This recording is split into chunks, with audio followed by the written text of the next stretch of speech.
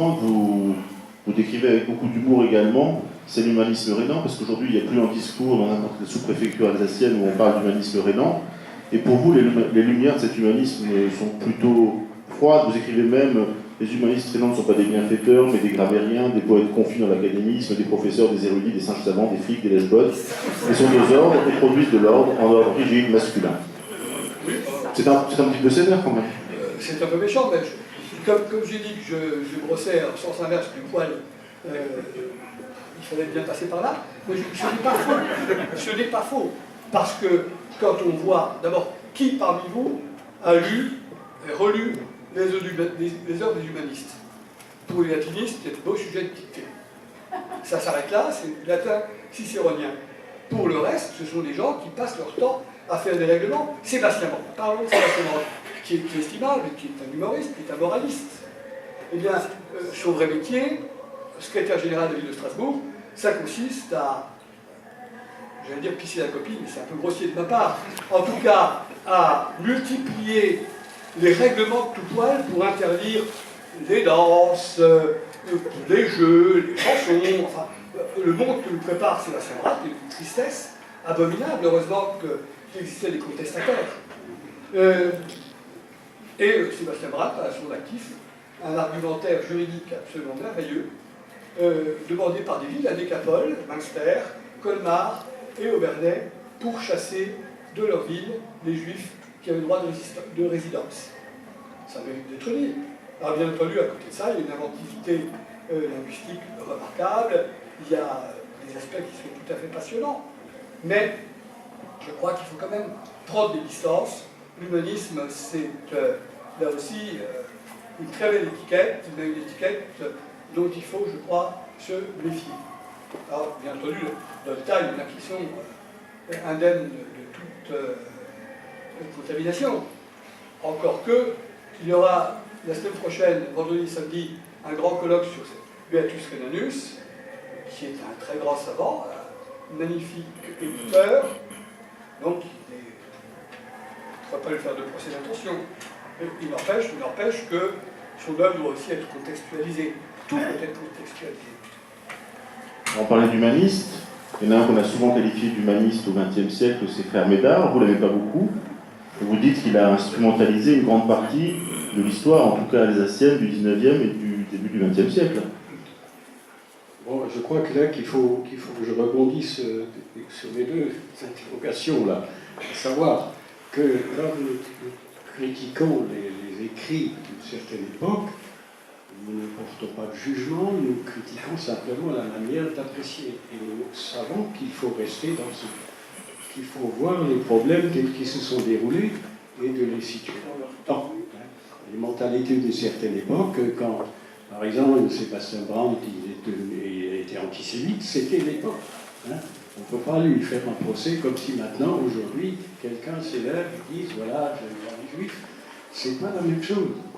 Mais il faut quand même le dire, même si il ne faut pas le camoufler, même s'il faut le situer dans le temps. Parce que c'est vrai que l'historien amateur, je dirais, on a du mal à ne pas se projeter dans le présent quand il écrit sur le passé.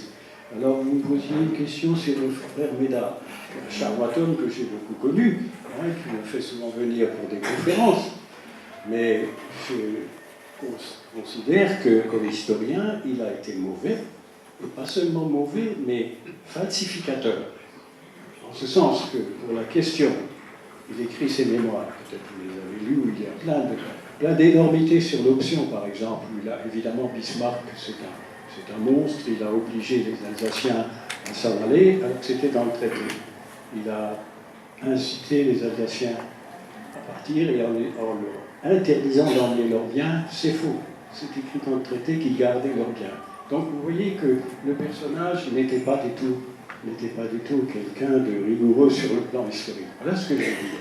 Et j'ajoute que quand il a décrit les histoires de 1925, pour la guerre scolaire. Pour la guerre scolaire, il a parlé de la protestation à l'encontre de Herriot. Herriot, en l'occurrence, je dirais toujours que pour les Alsaciens aussi, tout ce qui n'est pas positif pour eux, pour la majorité des Alsaciens, évidemment, qui ont une certaine mentalité bourgeoise, comme on disait autrefois, tranquille, modéré, conservateur, ce sont toujours les étrangers. Et Georges Bischoff l'a dit. Hein. En l'occurrence, il y a Herriot, mais il y a aussi Bismarck, hein, de l'autre côté. Et puis il y a les Allemands en général, s'agissant de l'introduction du Parti socialiste, hein, ou alors les formations de Paris. Alors, justement, sur les formations de Paris, j'ai une petite anecdote tout à l'heure, mais Alfred Médard, il a raconté qu'en 1925, toute l'Alsace debout a protesté auprès du gouvernement contre l'introduction de la législation scolaire nationale et de l'école interconfessionnelle, confondant les deux d'ailleurs, hein, faisant semblant que la lutte pour la préservation de l'école confessionnelle, c'était la lutte contre la laïcité. Parce que ça, c'est beaucoup plus percutant que d'accepter l'idée qu'on a à l'époque pas accepté l'école interconfessionnelle. Donc le frère Médard écrit, les autorités religieuses, l'épiscopat, tout ça, le parti catholique d'Alsace sous la direction de Michel Walter, ils ont fait une lettre au gouvernement pour protester solennellement. Et ensuite il ajoute, le directoire luthérien protestant a fait la même chose. Il dit, il reprend la première phrase de la lettre, qui est publique, que vous pouvez tous consulter si vous souhaitez, où il est écrit, nous protestons contre l'introduction de la laïcité. Et le frère Médard, comme un historien absolument malhonnête, je dirais, il s'arrête là pour dire voilà, tout le monde a protesté. Sauf que le directoire, le président du directoire, il y a un point-virgule à la phrase en disant mais si le gouvernement français, dont c'est la prérogative de décider du système d'enseignement dans un pays, décide autrement, nous souhaitons simplement qu'il accepte de discuter, de négocier, de traiter avec nous pour voir comment on peut y procéder. Ça, il l'a oublié. Et d'ailleurs, le patron des protestants luthériens a ajouté que de toute façon, nous n'allons pas manifester de la même façon que les catholiques dans la rue. Alors ça n'apparaît pas. Autrement dit, toute l'Alsace, c'est le mythe. Le mythe est classique. L'Alsace est unie. Tout ce qui divise ne doit pas apparaître. Ou alors, s'il y a quelque chose qui divise, c'est les francs-maçons de Paris. Lors de la manifestation, d'ailleurs, juste une anecdote, hein, de Place Kléber avec les fameux 50 coups. Ne participe pas. Il y a un historien allemand qui a écrit une thèse sur la période de l'entre-deux-guerres où il se moque de Michel Walter, l'orateur, qui était le criminel de l'entre-deux-guerres. Vous ne connaissez peut-être pas forcément, hein, c'était un personnage considérable. Alors, il a fait un grand discours et alors, pris dans son élan, il a dit nous en appelons Mann de Kléber, n'est-ce pas, qui, s'il était là aujourd'hui, il nous soutiendrait. L'historien allemand, il ajoute Michel Walter a oublié que Kléber était franc-maçon. C'est précisément ce qui était en cause. Justement, ce mythe de l'Alsace unie, de l'Alsace unie contre quelque chose qui se pose en s'opposant, finalement, est-ce que vous y souscrivez, vous?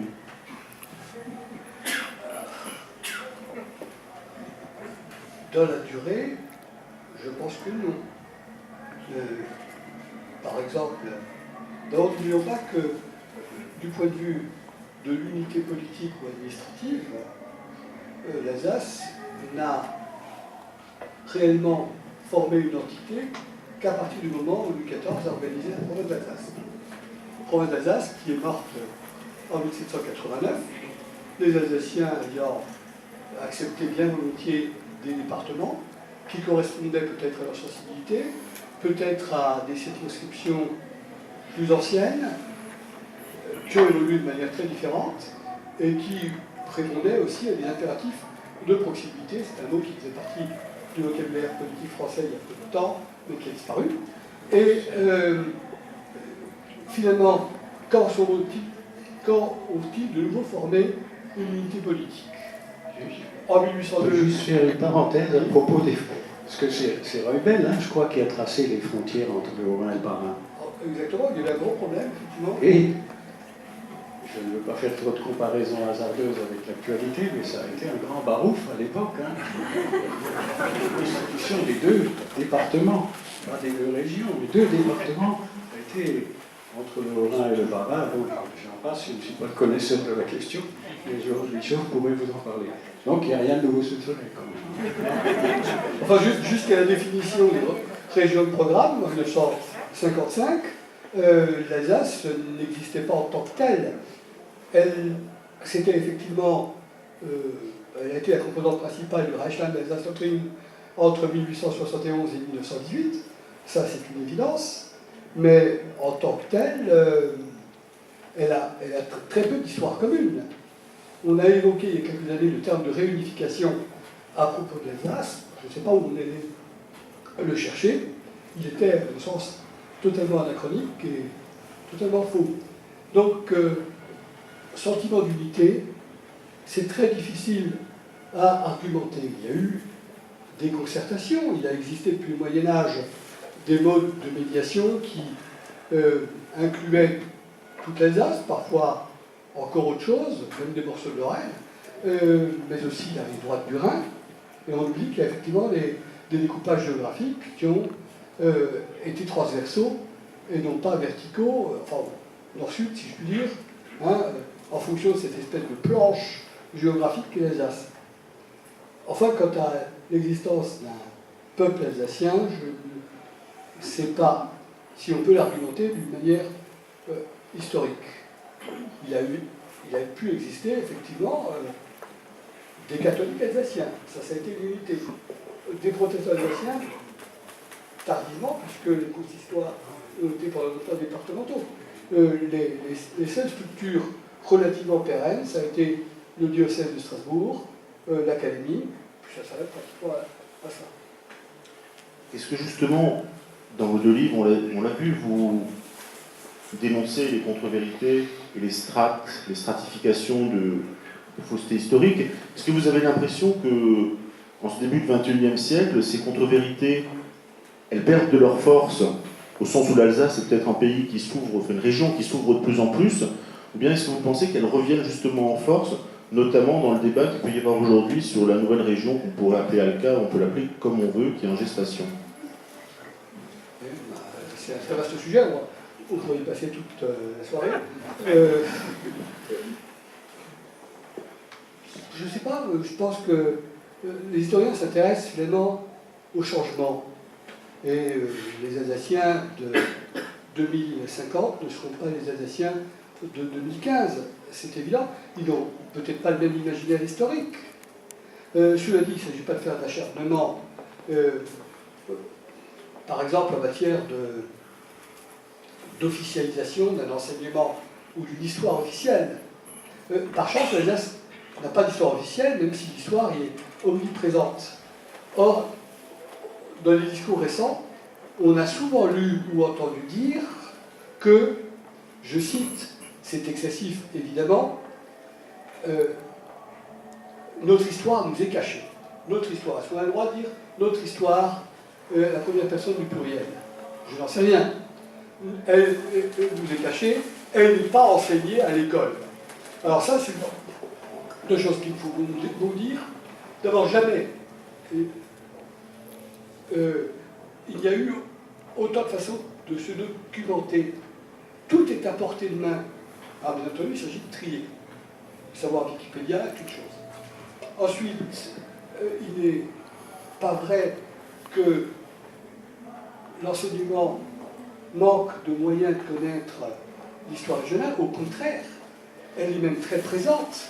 Elle est beaucoup plus présente que l'histoire générale, l'histoire nationale, type Troisième République. Vous savez très bien que depuis 1968, elle n'est plus enseignée.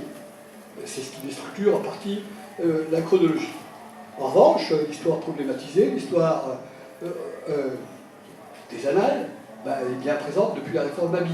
Ce que je veux dire par là, c'est que quand on lit les instructions officielles, quand on écoute les inspecteurs pédagogiques régionaux, quand on voit ce que fait le CRDP, ce que font les professeurs dans leurs écoles, bien l'histoire de la région, ou l'histoire en région, elle est très présente.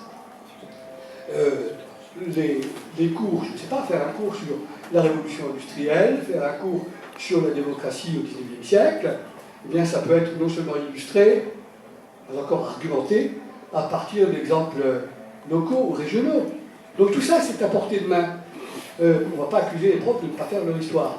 En revanche, il ne faut pas imaginer qu'il y a une histoire de type le grand roman de l'Alsace qui devrait être injectée avec des entonnoirs dans les cervelles des petits-enfants. J'ajouterais qu'il y a une vingtaine d'années, a été réalisé un manuel scolaire qui s'appelle L'Alsace, une histoire, que j'ai souvent revu, j'ai collaboré avec sous la direction de Bernard Faubert, qui est un ouvrage de très bonne tenue, que j'ai souvent retrouvé dans les brocantes du dimanche matin. A-t-elle été lu? Toujours est-il que tous les petits écoliers sortant d'école primaire ou entrant en collège des départements alsaciens l'ont reçu. Donc, on ne peut pas plaider l'ignorance, on ne peut pas plaider le bourrage de crâne ou la falsification.